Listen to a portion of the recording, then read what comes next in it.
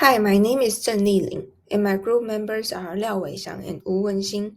We're going to talk about Hang Seng Bank. We will first introduce this bank and talk about the crisis it faced. Then, how this banking crisis affect this bank and what is its progressing method. And last, what action did it took after? Chapter 1, Introduction.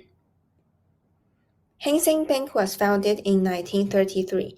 Its HKEX is 11 and OTCBB, the Electronic Trading Stock System in US, is HSNGY.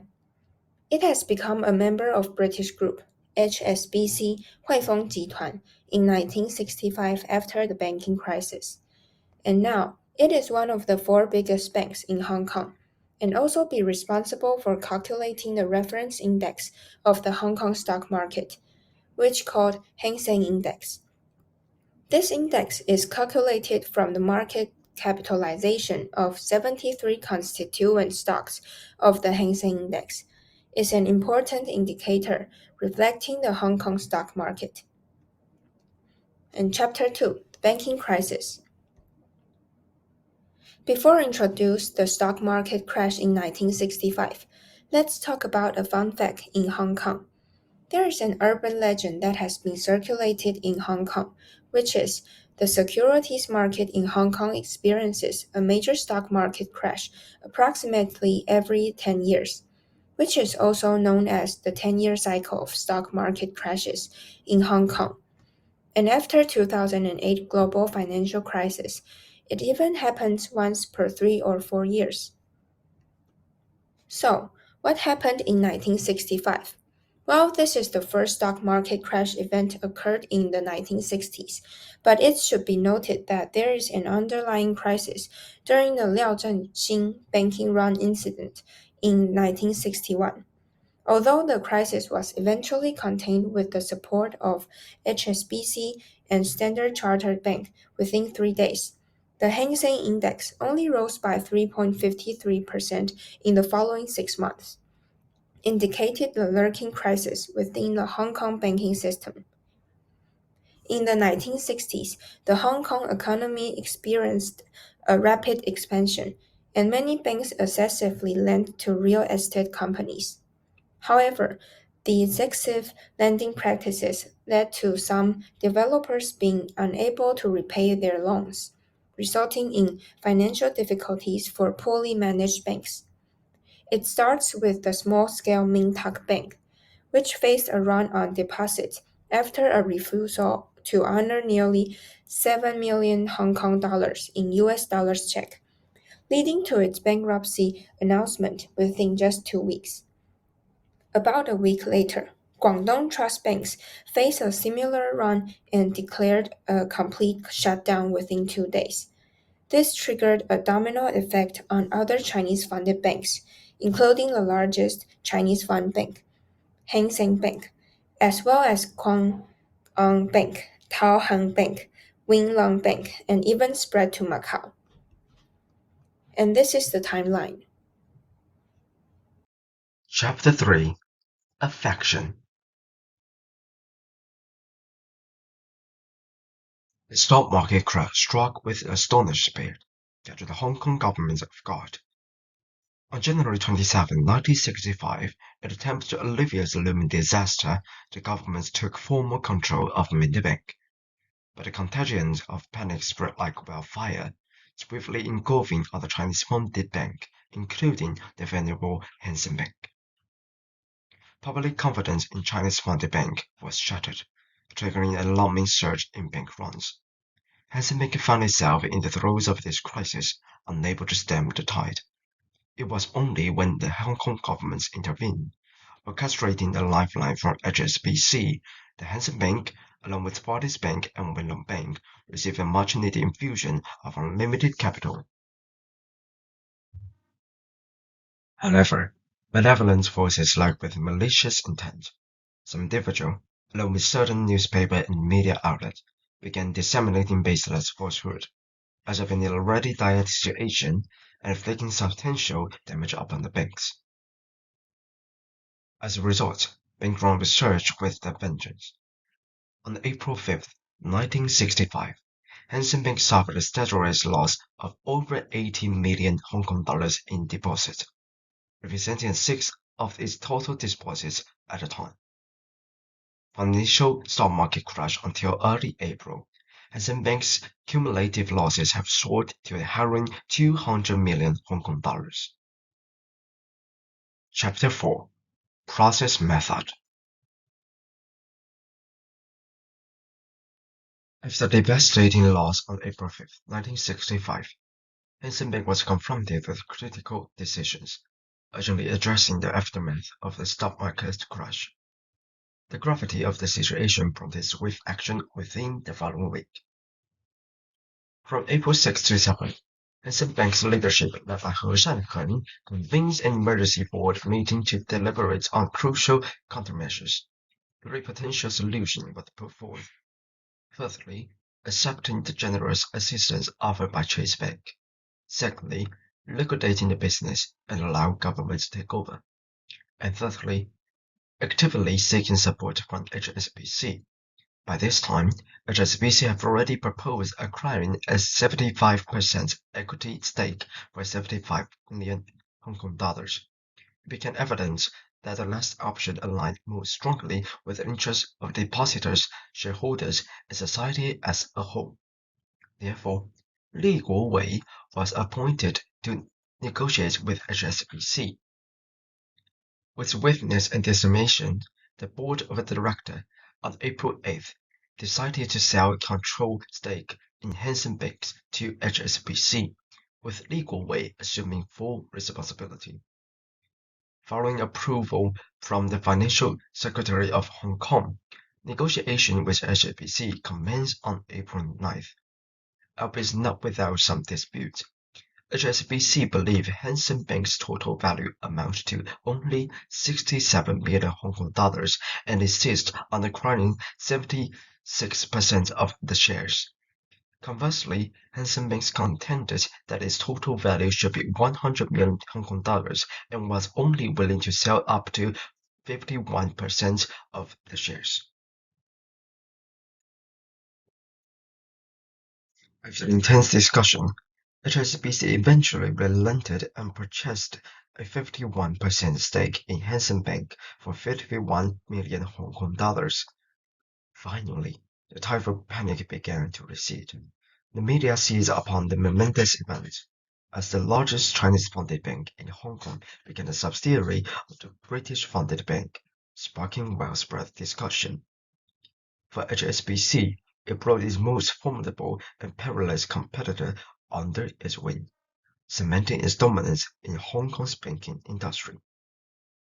Hang Seng Bank officially traded its equity on April 12, 1965, and over the following days, HSBC gradually increased its controlling stake to 62.14%. Yet, HSBC's ambition did not end there. In the chapter 5, I'm going to talk about the actions afterward. For the banking industry, any crisis might deal a fatal blow to it. Yes, Hang Seng Bank have been able to achieve such excellent growth despite experiencing several financial crises in its 80 years of history, which is attributed to its own robust corporate governance and risk management practice enable it to effectively manage risk and ensure the stability of its operations. After the bank run and the acquisitions by HSBC, Hang Seng Bank focused on strengthening its financial positions to restore confidence among depositors and stakeholders. These actions help ensure the bank's financial stability and resilience. So, what actions did Hang Seng Bank take? There are few key factors driving Hang Seng Bank's high ROE after the acquisitions by HSBC. Hang Seng Bank has gradually increased its leverage ratio since the mid-1990s. This increase in leverage allows the bank to generate higher returns on its equity capital, thereby boosting its ROE. Hang Seng Bank have surplus low-cost liability allowing for increased leverage. This liability can be used for interbank lending and bond investment in addition to loan disbursement. Non-interest income proportions have been increasing, leading to improved risk-adjusted returns on capital. In 1996, Hang Seng Bank Tier 1's capital adequacy ratios was as high as 16.9%. These robust capital positions support higher leverage ratios and regulatory requirements. Ample capital allows for dividend distributions using profit. Hang Seng Bank have demonstrated effective cost control methods, including low rental expenses and depreciation costs due to its ownership of self-use properties. Additionally, the bank benefits from synergies and support from its parent company, HSBC, in terms of IT system and human resources management. These factors contribute to a low cost-to-income ratios, supporting higher profitabilities and ROE. Hang Seng Bank maintains a robust asset quality with low non-performing loan ratios. The bank's conservative lending practice and selectivity in choosing high-quality borrowers contribute to low credit risk and potential loan loss, thereby generating higher returns on the assets and ultimately higher ROE. Hang Seng Bank's diversification into retail banking is another key action. Hang Seng Bank has strategically focused on expanding its presence in the retail banking sector. This includes the development of various products and services, targeting individual customers and SME. The bank have invested in mortgage loans, wealth management, credit cards, and other retail banking offerings. Diversifications into retail banking have allowed Hang Seng Bank to dip into additional revenue streams. The bank generates fee-based income from services such as wealth management and credit card transactions. Retail banking activities contribute to a more diversified income base, reducing reliance on traditional banking activities. The emphasis on retail banking have contributed to higher profitabilities for Hang Seng Bank. Fee-based incomes and interest income from retail products have bolstered the bank's overall financial performance. Cross-selling opportunities within the retail banking segment have further boosted revenue generations and profitabilities.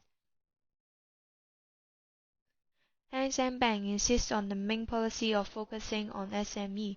During the 1960s and 1970s, when Hong Kong industries were taking off, SME generously lacked capital for expansions, but Hang Seng provided financial support by offering letters of credit and import or export financing service. After the small company became a large enterprise, it became a long-term client for Hang Seng. Hang Seng is still the main bank of the New World. Hang Seng Bank investments in mortgage service, particularly in the real estate sector, have played a significant role in its success. Since the 1960s, the real estate industry in Hong Kong has been thriving, recognizing the potential in the middle-class housing market. Hang Seng Bank pioneers a groundbreaking initiative in 1967 by offering 7 years residential mortgage service to the middle-class segments, known as the sandwich class. This was a departure from the prevalent practice of offering mortgage with a maximum term of 3 years, enabling the middle-class populations to become house owners. Hang Seng Bank commitments to the real estate sector extends beyond mortgage service. The bank forged strong partnerships and maintained close relationships with real estate developers, enabling it to provide financials for property purchase and development projects. These strategic collaborations further solidifies Hang Seng Bank's positions as a key players in the real estate markets. By offering competitive mortgage products catering to the needs of the middle-class segment, alleviating its extensive networks and expertise in the real estate sector, Hang Seng Bank was able to capture a significant market shares and generating substantial returns. This is our resources of the PowerPoint. And this is the end of our sharing. Thank you for watching.